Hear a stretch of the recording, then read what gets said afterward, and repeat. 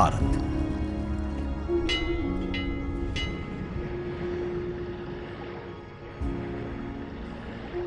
विविधता का दर्पण,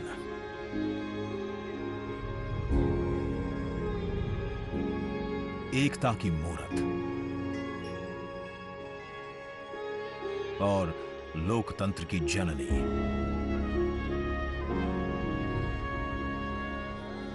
यहां गणतांत्रिक व्यवस्थाओं के उदाहरण हैं वेदों में,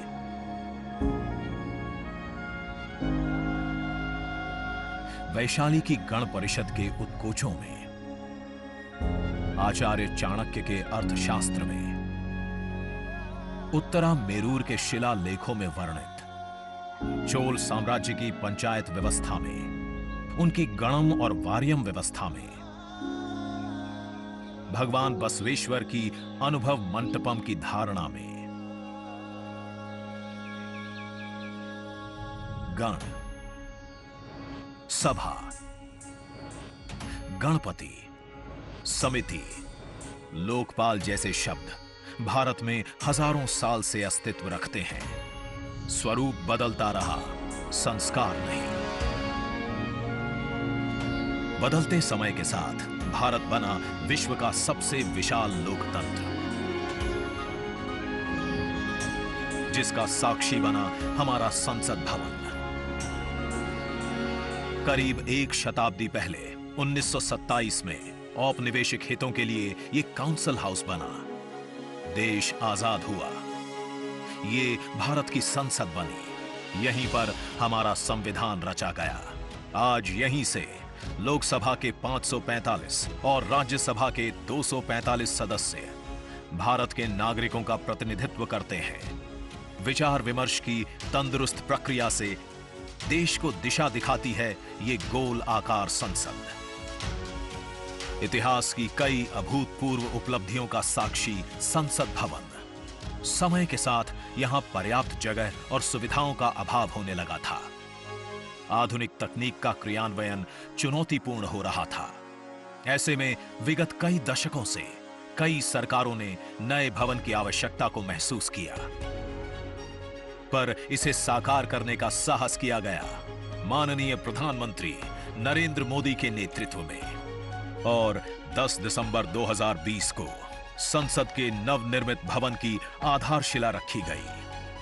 2.5 वर्ष से भी कम समय में 65,000 वर्ग मीटर में फैले इस भवन का लगभग 60,000 श्रमवीरों द्वारा 23 लाख मानव दिवस से भी अधिक सृजित रोजगार से निर्माण कार्य पूरा किया गया, जो अपने आप में कीर्तिमान है।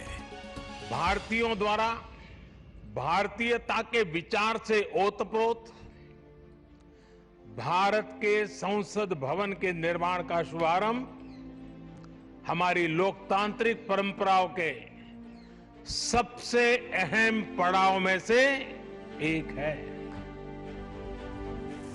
नए भारत के हर नागरिक की आकांक्षाओं और उज्जवल भविष्य को समर्पित संसद के नए भवन का निर्माण मौजूदा संसद भवन के प्रांगण में ही किया गया है।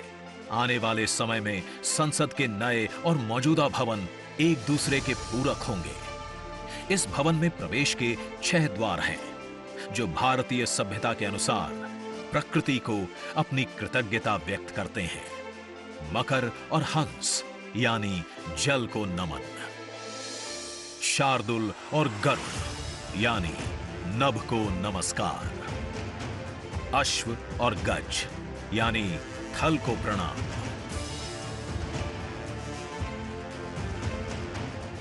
संसद के नए भवन का नया विराट लोकसभा कक्ष, जो राष्ट्रीय पक्षी मोर से प्रेरित है।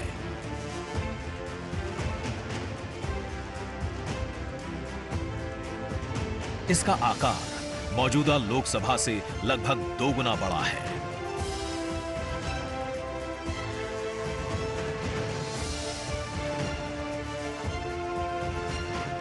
नया राज्यसभा कक्ष राष्ट्रीय पुष्प कमल से प्रेरित है।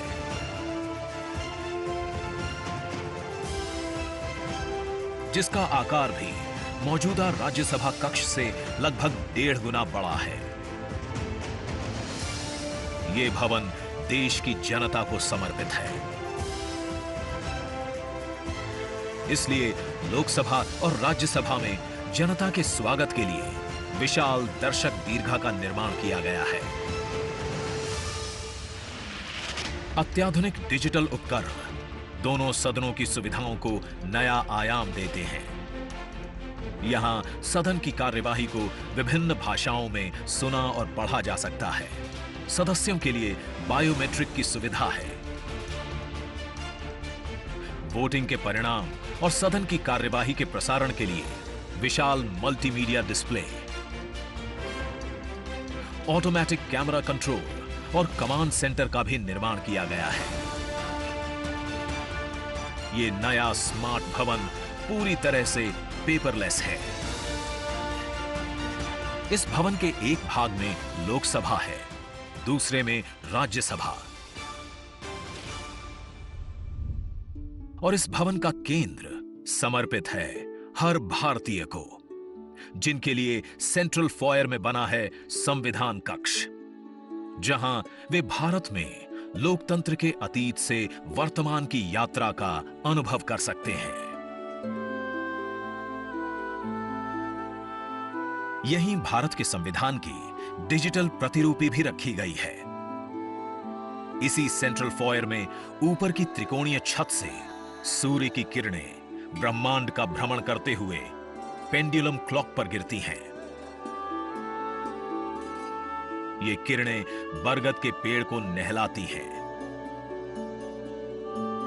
और सदस्यों के लिए निर्मित कक्ष, पुस्तकालय, भोजन कक्ष में फैल जाती हैं। आत्मनिर्भर भारत के प्रतीक इस भवन के निर्माण में भारत के हर भाग ने अपनी भागीदारी निभाई है। कहीं महाराष्ट्र की सागौन की लकड़ी सजी है, उन्हीं से दोनों सदन में अशोक चक्र भी बना है। कहीं राजस्थान का शानदार स्टोन वर्क, कहीं उत्तर प्रदेश की कालीन बिछी है,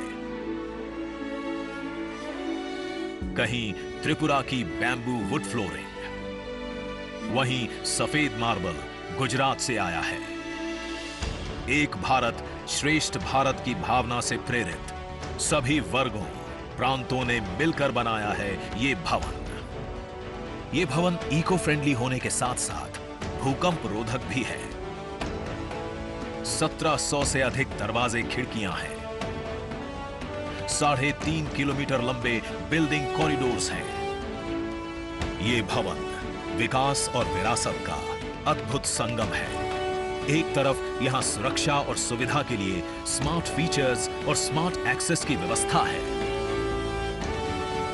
वहीं भारत की प्राचीन कलाओं का अद्भुत एकीकरण भी है।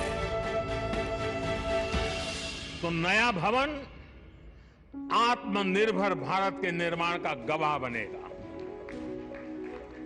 पुराने संसद भवन में देश की आवश्यकताओं की पूर्ति के लिए काम हुआ, तो नए भवन में 21वीं सदी के भारत की आकांक्षाएं पूरी की जाएगी।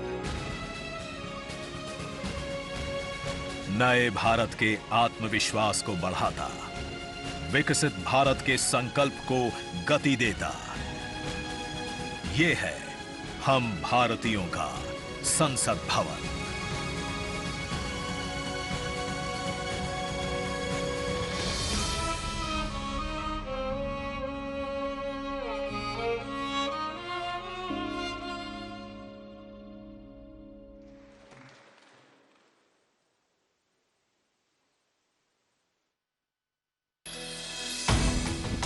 आज का ये दिन महत्वपूर्ण है। माननीय प्रधानमंत्री श्री नरेंद्र मोदी ने एक नया इतिहास रचा है। पूर्व की कई सरकारों ने नए संसद भवन की आवश्यकता पर चर्चा की थी।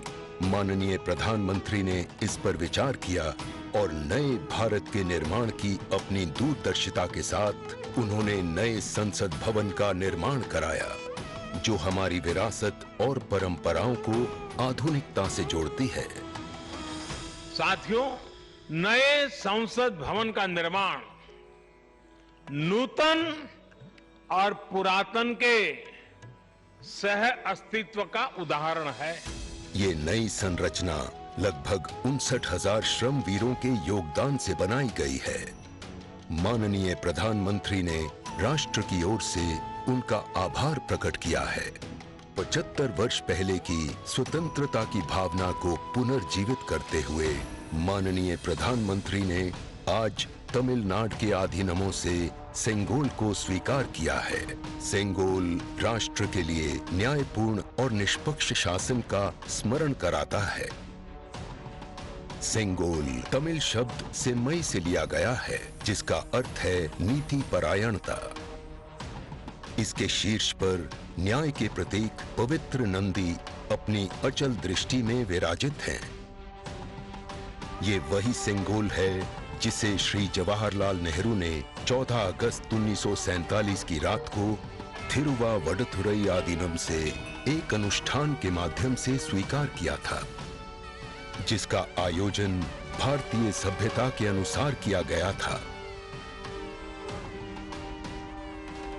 उसके बाद इस पवित्र सेंगोल को यथोचित सम्मान और स्थान न मिल सका, जो मिलना चाहिए था। कहानी मुड़ती है तमिलनाडु के कांचीपुरम की ओर, जहां पूजनीय कांची मठ का आसन है। 15 अगस्त 1978 मठ के 68वें प्रमुख परम पावन श्री चंद्रशेखरेंद्र सरस्वती स्वामीगढ़, जो महापेरियवा अर्थात प्रबुद्ध ज्येष्ठ के रूप में जाने जाते हैं, वे सेंगोल वृतांत को स्मरण करते हुए अपने अनुयायी डॉक्टर आर सुब्रमण्यम से इसका वर्णन करते हैं, जिसे उन्होंने अपनी किताब में स्थान दिया है। महापेरियवा ने बताया कि स्वतंत्रता दिवस के अवसर पर सेंगोल ने एक महत्वपूर्ण भूमिका निभाई थी। हमारे इतिहास की किताबों में यह तथ्य अवश्य होना चाहिए था, लेकिन गत कई वर्षों में कहीं भी इसका उल्लेख नहीं किया गया है। एक बार इस अद्भुत संस्मरण के सार्वजनिक होने पर तमिल मीडिया व प्रकाशनों ने इसे अपने संपादनों और वेबसाइटों में वरीयता दी। माननीय प्रधानमंत्री एक परंपरागत प्रतीक की खोज में थे। तत्पश्चात सेंगोल ने उनका ध्यान आकर्षण किया। उन्होंने इसकी जांच करवाई, जिसका प्रमाण मीडिया विश्लेषणों और पुस्तकों में मिला। आखिरकार सेंगोल की खोज पूरी हुई। यह ऐतिहासिक सेंगोल इलाहाबाद संग्रहालय में मिला। ये चोला साम्राज्य से चली आ रही हमारी भारतीय सभ्यतागत प्रथा है। चोला सदियों तक हमारे उपमहाद्वीप के अग्रणी साम्राज्यों में से एक थे। सबसे महत्वपूर्ण बात यह है कि सेंगोल के प्राप्तकर्ता के पास न्यायपूर्ण और निष्पक्ष रूप से शासन करने का आदेश होता है, जिसे तमिल में आणई कहा जाता है। इस विचार से माननीय प्रधानमंत्री प्रभावित हुए। उनके अनुसार जनता के लिए चुने गए लोगों को इस आदेश को कभी नहीं भूलना चाहिए। उन्होंने यह निश्चय किया कि इस अद्वितीय प्रतीक को अमृतकाल के प्रतिबिंब के रूप में अपनाया जाना चाहिए, ताकि राष्ट्र अनंत संभावनाओं से परिपूर्ण रहे।